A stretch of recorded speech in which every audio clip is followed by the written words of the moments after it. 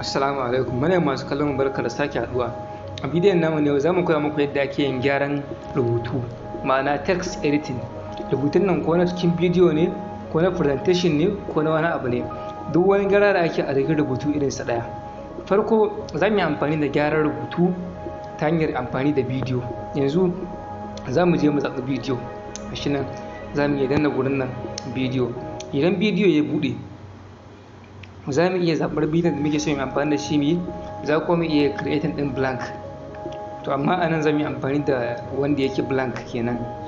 Idan ya buɗe sai mu danna gurin nan plus ɗin nan, ma'ana duk wannan bidiyon ba za ka yi amfani da su ba, sai ka danna plus ɗin nan, za ka yi naka daban. To mu abin da ya sa za mu yi amfani da rubutu ne kawai, shi yasa ba mu zaɓi wancan bidiyon ba. Inda a ce za mu yi amfani da wani bidiyon ne, da sai mu ɗauka. Nan ya buɗe. Gashi nan na yi rubutu na, sannan zan ci gaba da rubutu, ƙara danna test a kai. Ina so yanzu in sa heading ne a ƙasa bayan heading ɗin farko. Number 1, sa full stop, ya rubuta citrus fruit, citrus fruit. Gashi nan ina danna wannan abun zan matsar da rubutu kenan, na matsar da shi na dawo da shi gefe. Citrus fruit, to me nake nufi? Zan kawo misalin su, sai in ƙara danna test, sai in ƙara danna akan add title, sai na ƙara yin rubutu. Gashi nan pejin farko mun yi rubutu best fruit for your eye. In muka duba peji na biyu ma gashi na rubuta number 1, na fara kawo su kenan. To ya ake ƙara shafi? Misali nan gurin abubuwan nawa da yawa, sai in danna gurin nan kaɗan, a gurin nan plus sai in danna akan shi. In bai min ba zan ƙara shafi sai in ƙara dannawa. Hakan ta ƙarawa har adadin shafukan da nake so in gama ƙarawa gaba ɗaya. Yadda ake ƙara shafi kenan. Haka ake ƙara peji a cikin Canva. Peji ko na bidiyo ne ko wani kala ne, da ka zo gurin nan ka danna plus, shafi zai fito sabo sai ka rubutun ka a ciki. Da mu dawo mu ci gaba da rubutu. Yanzu zan rubuta abubuwan da nake so in kawo gaba ɗaya. Bari an ƙara danna test, in gama kawo sai mu ci gaba da yin bayani. Yawa idan muka kalla gashi nan mun gama yin shafukanmu. Peji na 1, ga na 2 nan, page 2, ga na 3 nan, page 3, ga na 4, ga na 5, ga na 6.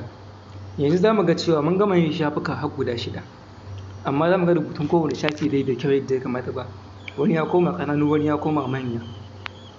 To yanzu ne za mu tafi wurin yadda ake canja wa rubutu girma, ake ƙara min girma ko a rage min girma, ma'ana font size.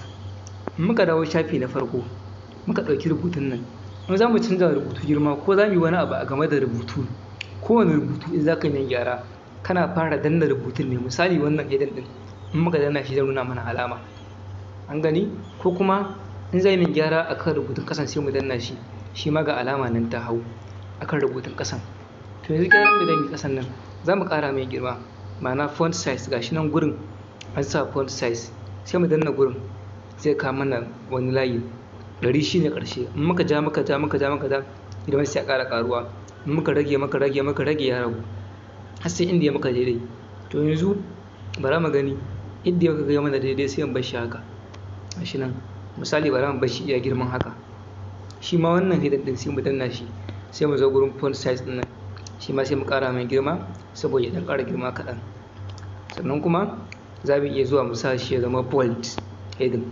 Idan na bi din nan ka danna wannan, na shi ya koma bold. Yawwa, su kuma wannan abubuwan na gefen nan, wannan tsakiya, wannan zai fara rubutu ta ɓangaren dama zai koma can ƙarshe, wannan kuma zai koma ɓangaren dama da hagu. Za mu bar shi a tsakiya sai mu kulle. In muka kulle gashi za mu ga cewa yanzu ya fito sama da ɗazu. Sai mu tafi shafi na biyu, shi ma sai mu je mu canza font size, dan ƙara mai girma kaɗan.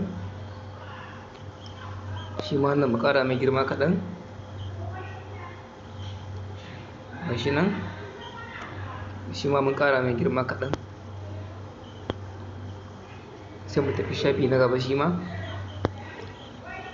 wannan mu ƙara mai girma kaɗan. Font size ƙara mai girma kaɗan, mun sama da shi. Ita ma wannan number 2 color ɗin nan, shi ma mun danna shi, shi ma mun ƙara mai girma kaɗan. Sannan shi ma za mu mai da shi ya zama bold. bold shine rubutu ya ƙara ƙiba ya kauri haka ya very dark. Ita ma wannan mu manta ba mata ba, bara mu yi mata my bold. Haka za mu dinga bin shafi kala-kala. Yanzu kowa sai ya samu rubutu mai yawa. Shafi na gaba ga shi nan, wannan shi ma za mu ƙara mai font size ɗinsa.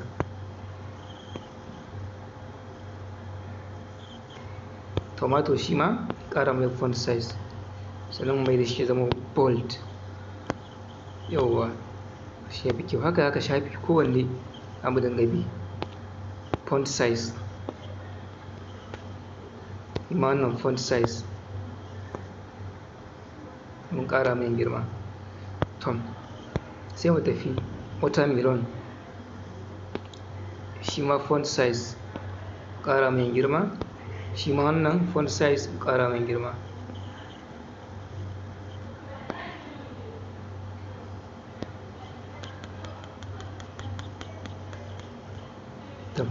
Ga shi nan mun gama ƙara wa kowanne girma. Na san yanzu kowa ya fahimci yadda ake canza font da kuma yadda ake sa rubutu ya zama bold, ma'ana ya babba sosai girma, saboda a nuna alamar abin da muhimmanci sosai da sosai. Shi mun gama da shafin nan, shi ma shafin nan bari mu mai da shi ya zama bold. Ya zama bold. Ina fatan yanzu masu kallo sun fahimci farko na wannan lecture tamu, na wannan bidiyo. Mun ga yadda ake canja font size, sannan mun gane yadda ake sa rubutu ya zama bold, ma'ana yi wannan dark color ɗin.